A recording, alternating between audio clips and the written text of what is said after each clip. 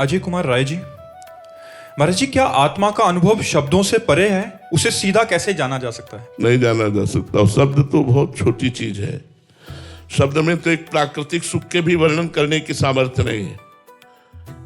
आपको एक स्पंज पवाएं, पूछे कैसा है, तो आप कहोगे मीठा है। कैसा मीठा है? बहुत मीठा है। नहीं, बहुत मीठा कैसा है, तो आप कहोगे खा के देख लो। वाणी की सामर्थ्य तीसरा उत्तर देने की नहीं है।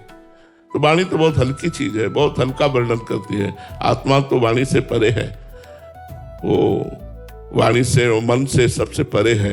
आत्मा का अनुभव स्वयं से होता है, मन वाणी से नहीं होता है। हाँ, उसकी कुछ बाह्य चर्चा की जा सकती है, वो भी अधूरी है।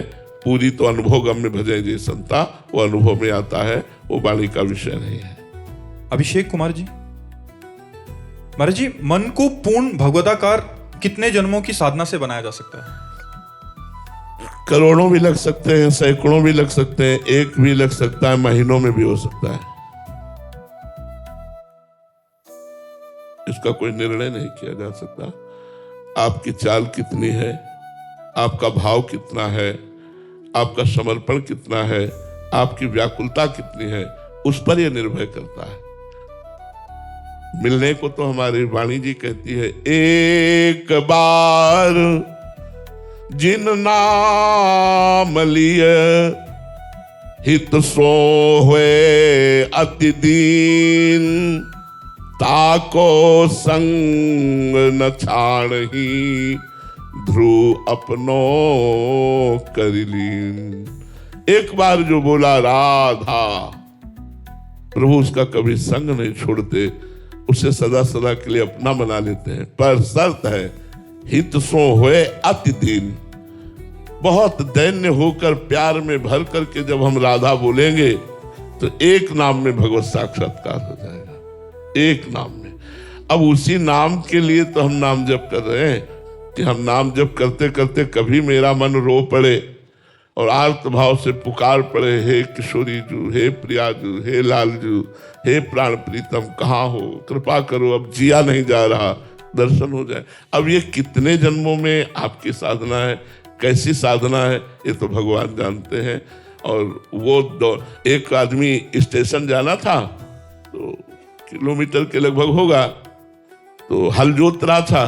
उससे पूछा, है स्टेशन कितनी दूर है? सारा वो देखो दिखाई दे रहा है। बोला कितनी देर में पहुंच जाऊंगा? कुछ नहीं बोला। अरे बोले सुनते हो भाई, स्टेशन कितनी देर में पहुंच जाऊंगा? वो कुछ नहीं बोला। उसने दौड़ लगा दी, बोले 10 मिनट में पहुंच जाओगे। बोले पहले क्यों नहीं बोले? बोले तुम्हारी चाल नहीं देखी थी। ऐसे हम कैसे कहते कितनी देर में पहुंच जाओगे? अब हमने तुम्हारी चाल देख ली, अब तुम 10 मिनट में पहुंच जाओगे। तो ऐसे हम कैसे कहते कितने जन्मों में तुम भगवत प्राप्ति कर लोगे, क्योंकि तुम्हारी चाल नहीं देखी ना। अगर वो चाल देखने को मिल जाए तो पता अनुमान लगाया जा सकता है कि इतने जन्म में या इतने दिनों में या इतने महीनों में। ध्रुव जी ने तो 6 महीने में भगवत प्राप्ति कर ली थी। खड़वांग जी ने 2 घड़ी में 48 मिनट में भगवत प्राप्ति कर ली थी।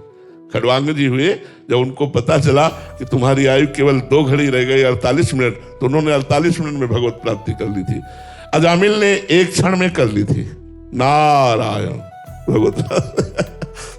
इसका प्रमाण नहीं दिया जा सकता कि कितना समय, कितने जन्म, कितने महीने, कितने साल। ये तो कृपा सिंधु न जाने कौन से गुण पर दयानिधि रीझ जाते हैं, कब रीझ जाए उनकी तो महिमा है।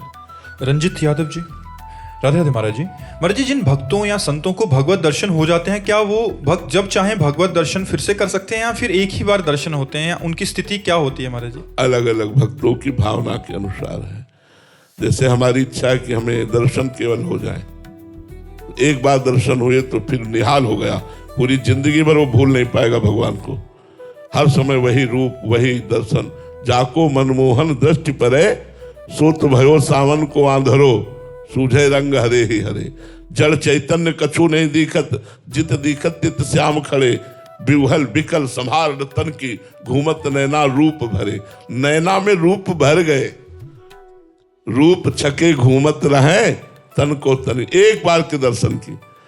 और कुछ संत होते हैं भाव वाले, जैसे सख्य भाव वाले, गोपी भाव वाले, सहचरी भाव वाले। इनको दर्शन से मतलब नहीं है, इनको सेवा से मतलब है। तो सेवा तभी होगी जब संग होगा, तो ये निरंतर संग रहते हैं।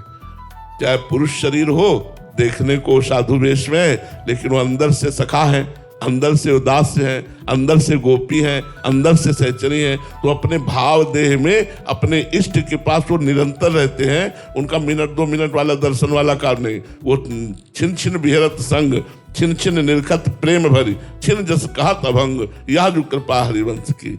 वो छिन छिन रुदन करंत, छिन गावत आनंद भरी, छिन छिन हार हसंत, यह जो कृपा हरिवंश। अपने प्रीतम के संग प्रतिपल रहते हैं। कभी लीला देखकर रुदन करते हैं, कभी लीला देखकर हंस रहे हैं, कभी रज में लौट रहे हैं। बड़ी उन्मत्तता बनी रहती है। तो जैसी भावना होती है वैसा ही हमें भगवत साक्षात्कार होता है। जितेंद्र कुमार जी झांसी से। राधे राधे महाराज जी। महाराज जी, हुई है सोई जो राम रचि राखा, तथा हानि लाभ जीवन मरण यश अपयश विधि हाथ। इन वचनों का चिंतन करते हुए मेरे मन में एक शंका उत्पन्न हुई कि जब सब कुछ प्रभु ही निर्धारित करते हैं, पूर्व से निर्धारित है, तो मनुष्यों के प्रयासों का क्या महत्व? क्यों प्रयास क्यों नहीं? प्रयास क्यों नहीं? हुई सोई जो राम रचि राखा, ये प्रयास के बाद है। जब भगवान शंकर ने पूरा प्रयास कर लिया सती जी को समझाने का कि ये परब्रह्म परमात्मा है, ये राजकुमार नहीं है, पर सती जी के मन में संशय रहा कि अगर परब्रह्म परमात्मा है तो हे खग हे मृग हे मधुकर श्रेणी, तुम देखी सीता मृग नैनी, ये ऐसा पूछ क्यों रहे? और यदि ये राजकुमार है तो सच्चिदानंद स्वरूप भगवान शंकर ने परम धाम सच्चिदानंद भगवान की जय करके प्रणाम क्यों किया?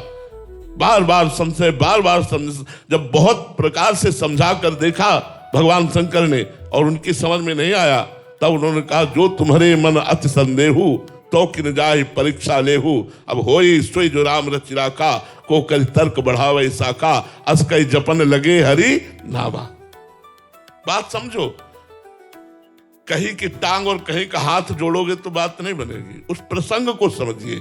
बहुत प्रयास करने के बाद फल में हम ये सोच सकते हैं होई सोई जो राम रचि राखा।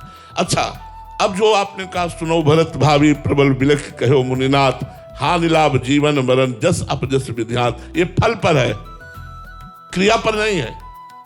हम क्रिया कर रहे हैं और उसके फल में हानि आनी है या लाभ आना है, ये भगवान जाने, ये हमारे भाग्य का विधान होगा। लेकिन क्रिया तो हमको करनी है। दोनों बातें, पहले में प्रयास के बाद फल पर हुई जो राम रचि राखा, इसमें क्रिया के बाद परिणाम पर हानि लाभ जीवन मरण जस अपजस विधि हाथ। क्रिया तो प्रधान है। ये कैसी बात करते हो? समझ में आया कि नहीं समझ में आया?